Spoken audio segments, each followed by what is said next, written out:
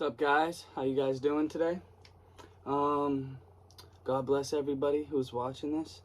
Those who aren't, God bless you as well. My name's Angel Strange. I make YouTube videos regarding films.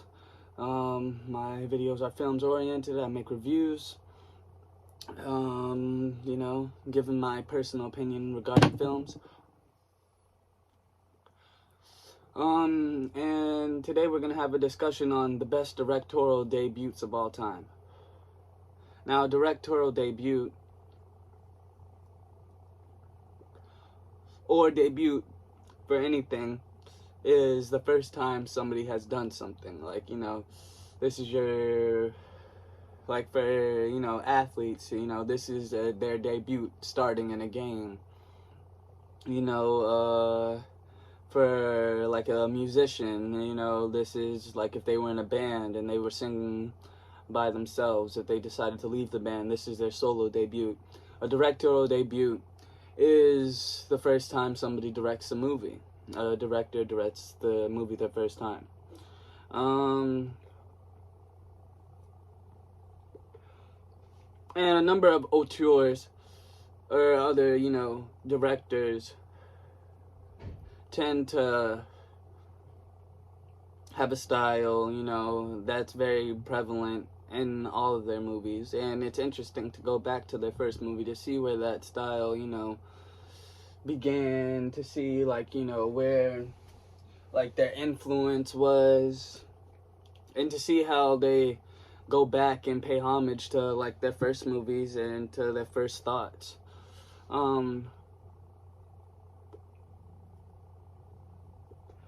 We're gonna start with, and these aren't in order. I chose to not do much of my videos in order anymore, just personal reasons, because of the list of films. And I'm gonna go with Reservoir Dogs by Quentin Tarantino. I believe Harvey Weinstein did have a hand in it, so, but at the time, Miramax wasn't that big of a studio conglomerate to consider it, like a large production. So I'm also, fairly certain that it also counts as an independent film.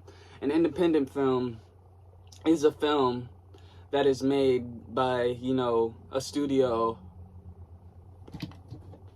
that isn't like a known studio like DreamWorks, Paramount, Miramax, as I just said. I don't think Miramax are doing much since, what Harvey Weinstein, what had happened with that.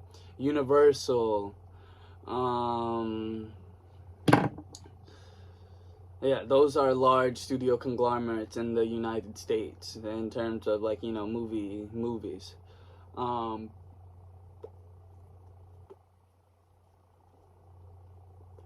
And if you're making an independent film, you don't ask or you don't have help from any of those studios, the big wig studios that are very known. You go to either a studio that, you may have produced yourself, you may have made yourself. A lot of directors, actors tend to make their own production companies. I guess you could say, for example, Adam Sandler with the Happy Madison production. At the beginning of the Adam Sandler movies, you see that Japanese guy, and I think he's hidden like a golf ball, and it breaks the glass, and it's terrific. I'm pretty sure that's what it says. That's Adam Sandler's production company, and it's not huge Universal, or like I said, DreamWorks or things like that, to that nature.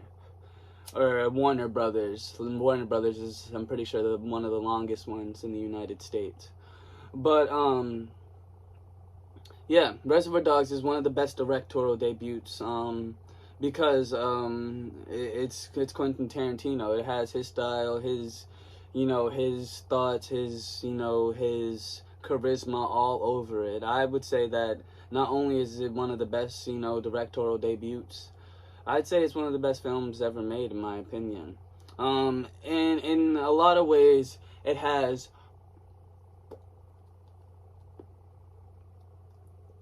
many things that a lot of gangster movies don't have, or I feel like many things that a lot of gangster movies try to copy after it had came out. The dialogue, the traitor in the squad, the, you know, the cops versus criminals.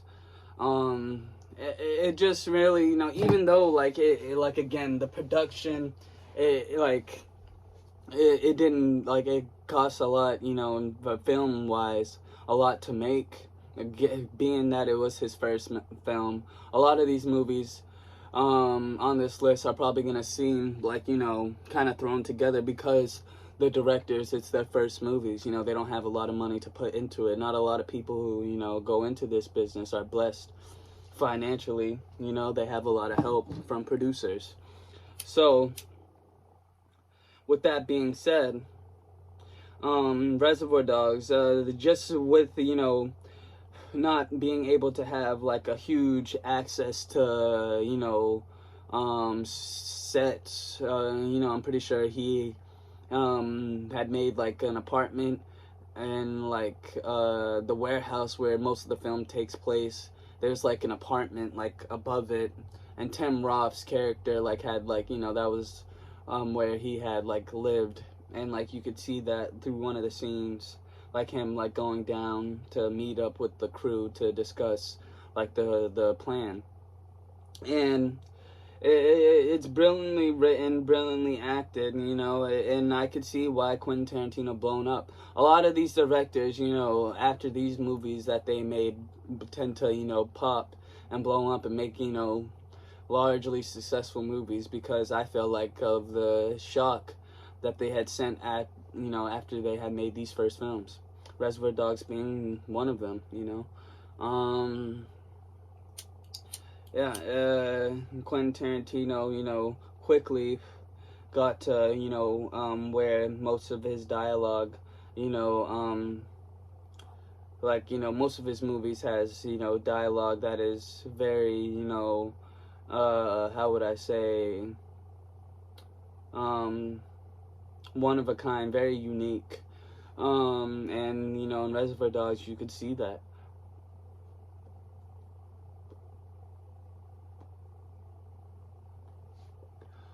Next movie, it's gonna be Spike Lee, She's Gotta Have It. Now, I had trouble, you know, pinpointing what I were to believe what was Spike Lee's best film. And after I had seen She's Gotta Have It, you know, it made me think that this possibly could be his best film, and I could see why, you know, he became somewhat of a prodigy and blown up after he had released this film.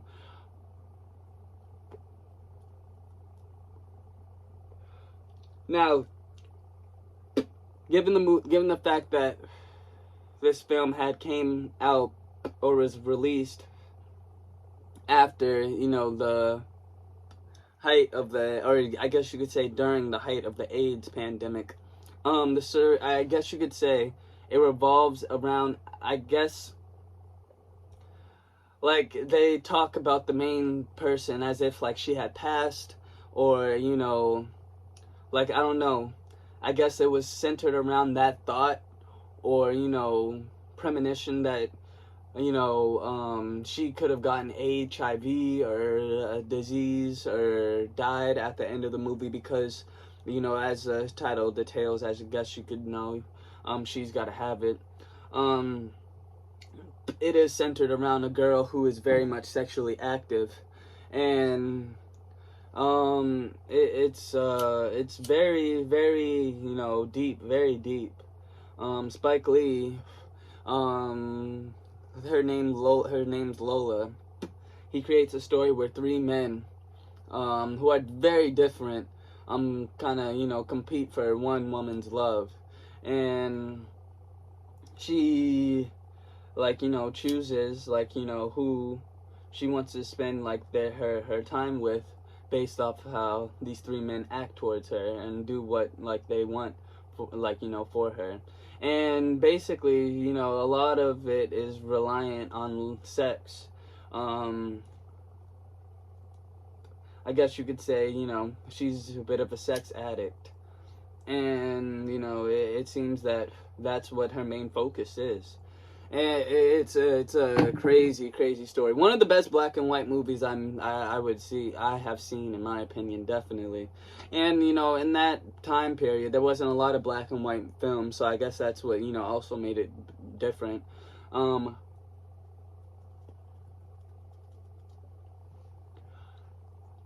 But yeah, it's hardcore. There's one scene in particular where, I guess you could say it's like a faux rape in a way, where it really, this scene, in my opinion, really, made me regard it as one of Spike Lee's best films, because I had never seen Spike Lee, do anything like that in all the films that I have seen him, do. Some of his best films, I would say, are Crooklyn, obviously Malcolm X, obviously Do the Right Thing, He Got Game. Those are probably my, 4 favorites.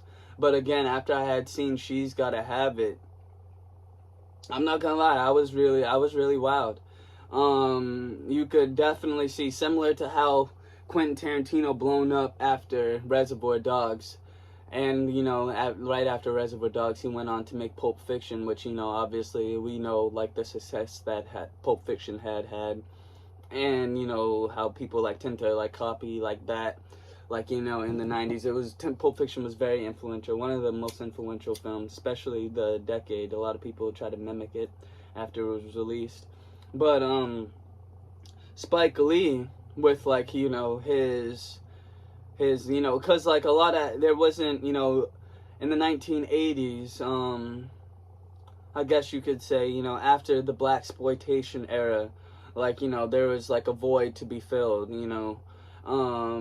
with black cinema in America.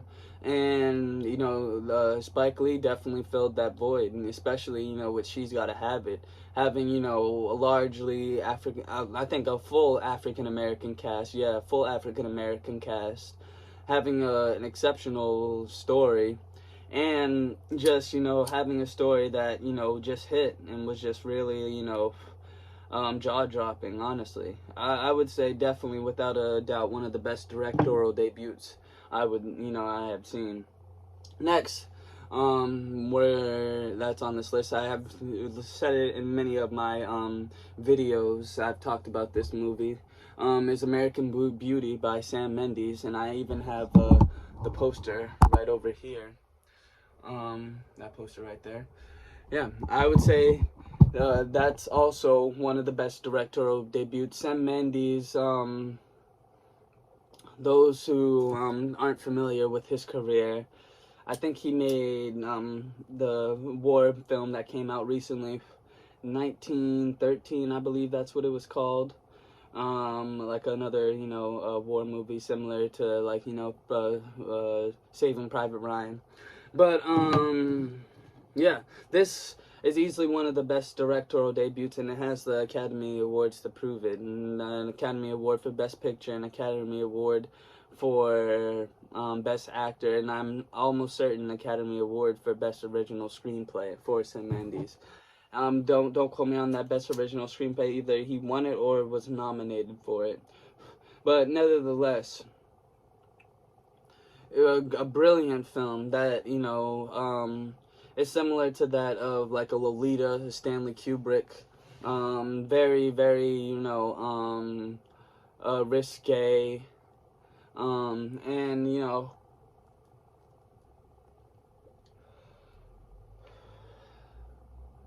very controversial, seeing how it had came, years before Kevin Spacey had caught, flack for, his allegations of, sexual harassment. And he, in the movie, is largely, playing, a bit of a pervert who's going through a midlife crisis. But, nevertheless, a fantastic, brilliant film. Next one, is gonna be, I'm just gonna cut it short because my phone is about to die. Next one's gonna be Get Out by Jordan Peele. And I feel like this was, a groundbreaking film because, again, with like, similar to like how I said with Spike Lee kind of had did with She's Gotta Have It. After the blaxploitation, era had ended, there was like a void to be filled with black cinema, and Spike Lee had came. And I guess you could say, given, the popularity that he had gained from Key and Peele, the storyline of Get Out and how relatable and I guess you could say how provocative Get Out was, the impact that it made. I definitely would say that, Jordan Peele is definitely this, times, Spike Lee. And that says a lot because, a lot of people, could probably, advocate Lee Daniels for that. Advocate Tyler Perry for that. Advocate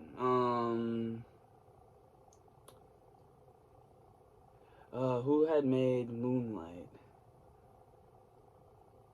I think it's Barry. Was it Barry Jenkins? Barry something. Who the director of Moonlight, who had won Best Picture.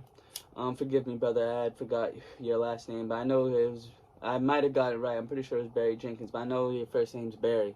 But yeah, Jordan Peele, like he's definitely an auteur that has a director that has their own voice, their own, style, and it's very powerful in today's time, without a doubt. And that's mainly because of the impact that Get Out had left, you know. Yeah, won the Academy Award for Best Original Screenplay. And I would say what is different about Get Out and why I would say it's somewhat of a masterpiece in terms of like blaxploitation films. I guess you could say it falls in the category of a blaxploitation in a way because of like, it's following black man, visiting a white family. We see that with like Guess Who's Coming to Dinner. It follows like, the white family, asking him political incorrect and politically correct questions or trying to be politically correct. We all seen that, a lot of, he even said that, white people in the movie could have been like, I've said that before. So in a way, he's probably exploiting how white people, even talk. White exploitation, in a way, that's what he did with that film. It was very, very, deep, very deep. I would say that, with Us, he definitely, touched the mark again. He established that he could, go outside of the box and, still, have that same style, same voice, and still be able to make another, a great movie. Us was actually a good movie, I will be honest, I wasn't a fan of Nope. I feel like he personally, although he still had like, his style, his dialogue, and a lot of times auteur's dialogue and styles can become repetitive. I feel like he may be falling into the line of becoming a bit repetitive. I want him to probably try to tell a story outside, like, give yourself a challenge. Tell you the story, like a story outside of the black community, maybe. Tell, like, a story that, is maybe just representative of something that's different, other than, like, the last 3 movies that he made. Because I feel like Nope, he focused more so on special effects and visual effects. Which, I mean, I'm sure as hell cost him a pretty penny. But, when you focus on, like, one thing, it could separate, from the storyline or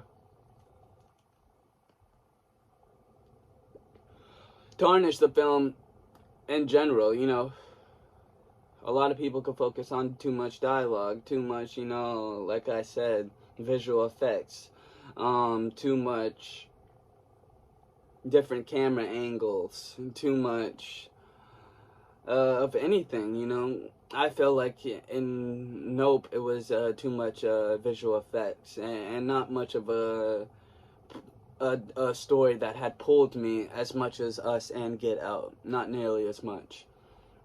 I feel like it could be a horror movie that is talked about in the future, but at the moment I would say that it's probably his worst film. But he's only made 3 films, so in terms of a director, his like his career is it's still like in the process of becoming what it should be. And he has a lot of potential. He's already won an Academy Award for his first film, and not a lot of people have done that, and not a lot of people can say that they have done that. And I would say, it was actually like a good movie, honestly. It earned at least 1 Oscar.